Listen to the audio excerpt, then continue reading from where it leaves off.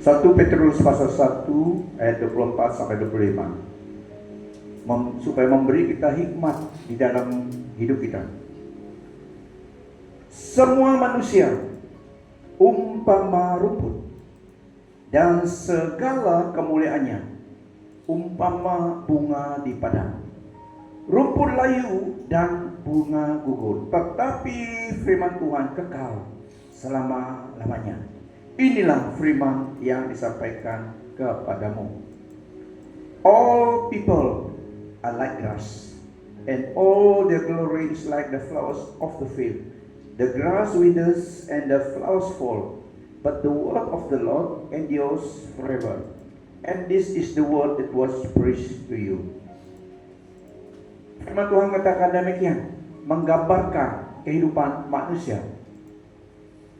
Seolah ini firman Tuhan dalam 1 Petrus 1 ayat 24-25, semua manusia, all people, semua manusia umpama rumput, dan segala kemuliaannya umpama bunga di padang. Bunga di padang, rumput layu dan bunga gugur. Tuhan menciptakan pokok-pokok, bunga-bunga semuanya di taman. Kita lihat waktu dia blossom, wow, cantik sekali. Ada yang merah, ada yang ungu, ada yang yellow bunganya, tetapi sementara. Tetapi firman Tuhan kekal selama-lamanya. Inilah firman yang disampaikan kepadamu. Nah, maksud ayat ini, saudara-saudari, membawa kita kepada satu kontras seperti dalam Yesaya 40 ayat 6 juga. Dikatakan all flesh, semua manusia, all people are like grass, seperti rumput. Memberi kita gambaran human life. Kehidupan manusia is temporary, sementara. Rumput sementara. Fragile and subject to decay. Short-lived like field grass that dries quickly under the hot Middle Eastern sun. Rumput sementara. It will blossom, kita lihat. Tetapi sementara, ini menggambarkan kehidupan manusia. Siapapun dia, all flesh, all people, semua manusia. Kehidupan manusia adalah sepertinya temporary, sementara dan fragile. Waktunya kita lihat sesuatu yang delicate sangat dan subject to decay. Memang akan layu, akan habis. Seperti rumput, kata firman Tuhan, yang kering kalau kena panasnya matahari. So ada satu kontras kehidupan manusia dengan firman Allah yang dalam ayat ini. Flesh maksudnya mortal, physical existence, not just sinfulness. Daging ataupun human life, karena kita hidup dalam tubuh daging. Pada suatu hari kelak kita akan hidup memakai immortality, glorified body, AED kekal. We are waiting on the way. Tubuh itu akan kekal selamanya. Tapi selagi tubuh ini memang subject to decay, temporary. Semua kemuliaan manusia seperti bunga rumput. Kita lihat firman Tuhan yang mengatakan demikian, all the glory like flowers, everything the world admires. Semua yang dunia admire, kagumi, sanjungi, seperti wealth, kekayaan, fame. Fame adalah sesuatu adalah famous, power, kuasa, authority, beauty, career success, status. Semuanya ini is beautiful. Beautiful for a moment. Cantik, baik sementara. But it will inevitably fades, akan juga hilang seperti bunga rumput.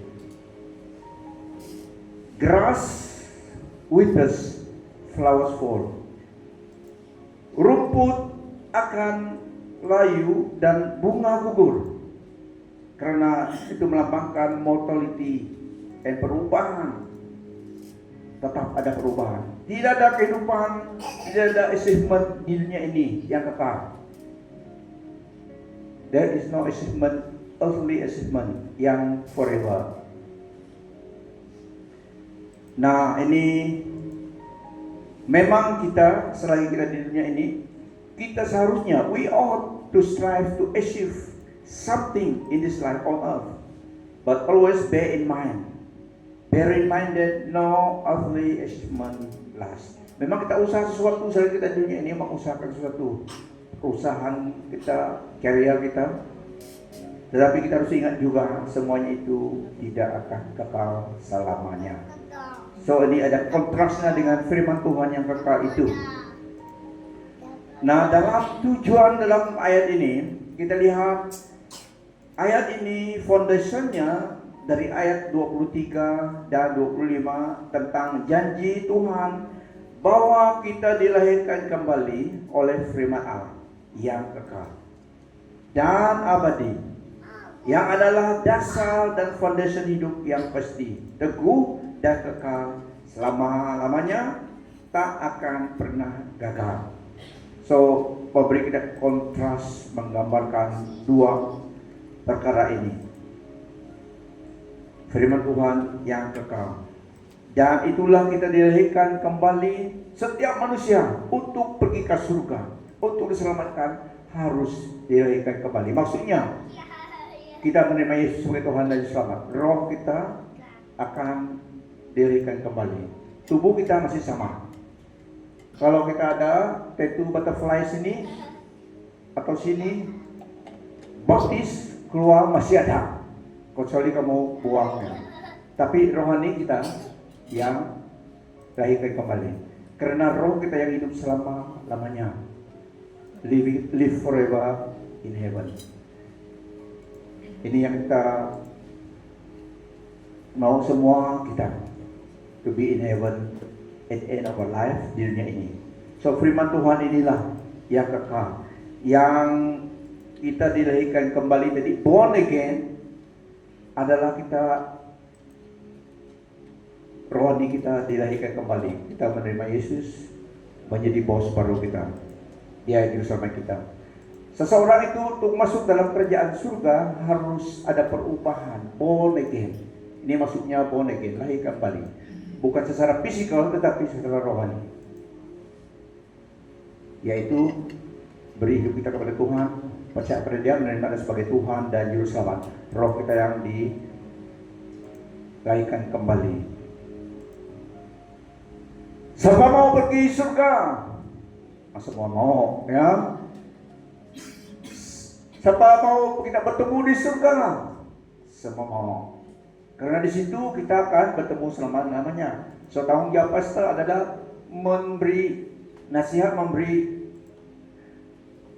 penjelasan daripada firman Tuhan supaya kita semua ke jalan situ.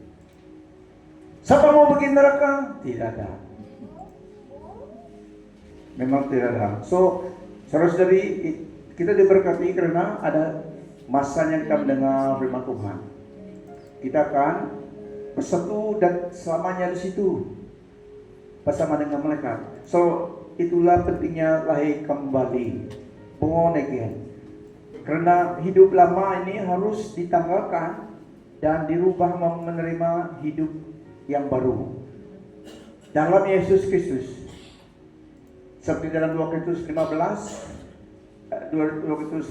ayat 17, menjadi ciptaan baru. Ya, ini penting untuk kita pribadi. So, dilahirkan kembali. Surat Petrus ini pada masa itu diberi kepada resipiennya, target orang Jews, orang yang percaya yang pada masa itu semua mereka di dalam diaspora, scattered di dalam tempat orang asing karena penganiayaan, karena iman mereka. Mereka menghadapi persecution. dan cabaran karena iman mereka di Asia Minor. Mereka tidak bersatu, scattered all over Asia Minor. So Rasul Petrus menulis surat ini kepada mereka. Surat ini diambil satu petikan dalam Yesaya 40 yang Yesus yang firman Tuhan sampai di situ Rasul Petrus kuat dituliskan kepada orang percaya yang di disperse di Marat tepat di Asia Minor, mendorong mereka, meneguhkan iman mereka. Walaupun kalian menghadapi cabaran karena imanmu, semuanya akan berlalu. It is not permanent. Ia akan berlalu. Baik accomplishment, baik pujian daripada manusia, accomplishment di dunia ini, ia juga akan berlalu. Begitu juga persecution, penganiayaan karena imanmu akan berlalu juga. Teguhkan imanmu. So Rasul Paulus menulis kepada mereka. Mereka sedang menghadapi keadaan yang demikian.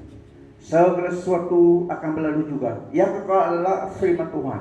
So teguhkan imanmu kepada firman Tuhan. Dia memberi dorongan kepada mereka.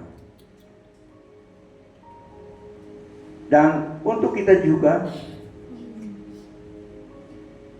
kita harus membangun identiti kita, hidup kita didasari atas kasih Allah, kebenaran, dan perkara yang kekal, yaitu firman Tuhan. Kita harus menanyakan diri kita, apakah sesuatu ini dapat tahan dalam 100 tahun atau tidak. Tetapi firman Tuhan katakan semua di dunia ini, every achievement in life, earthly life, akan berlalu. Banyak raja-raja yang sudah tidak ada. Banyak tycoon yang sudah tidak ada. Banyak webis juga tidak ada di dunia ini. Firman Tuhan tetap kekal sampai pada hari ini.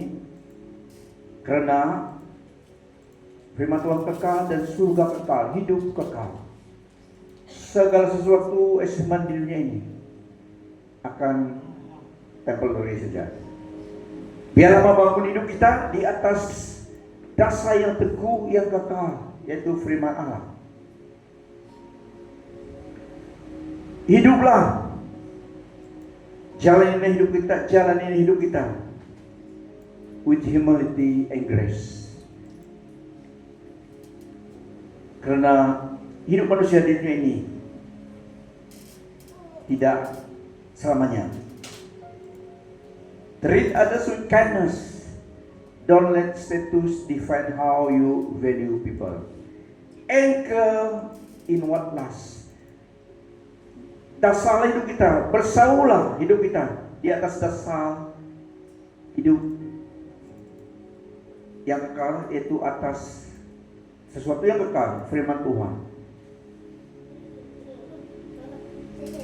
Apabila segala sesuatu akan berlalu, firman Tuhan tetap kekal selama-lamanya. Karena firman Tuhan established di surga. Kalau firman Tuhan yang pegangan hidup kita, tidak kita akan tenggelam. Karena bukan di dunia ini segala-galanya, bukan di dunia ini saja, walaupun penting di sini kita, atau destinasi kita. So, Rasul Petrus membuat kontras, pembandingan kepada resipien suratnya, orang percaya yang sedang mengalami persecution karena iman mereka, dan juga memberi kita hikmat dalam hidup kita supaya kita invest hidup kita di dalam sesuatu yang kekal. Disinilah melakukan itu, mengasihi Tuhan, sesama kita, sharing hope, sharing our faith,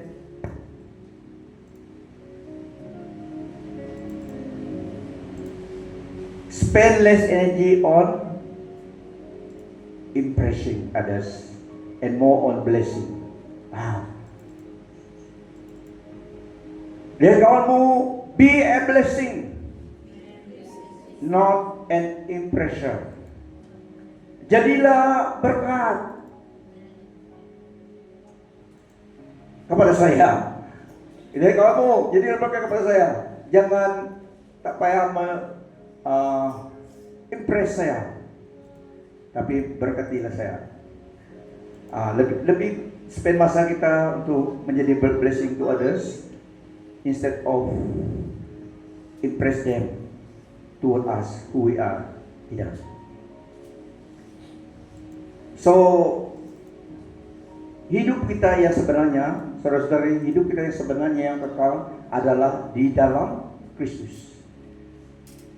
Every human life is fragile dan temporary. Our true life is in Christ.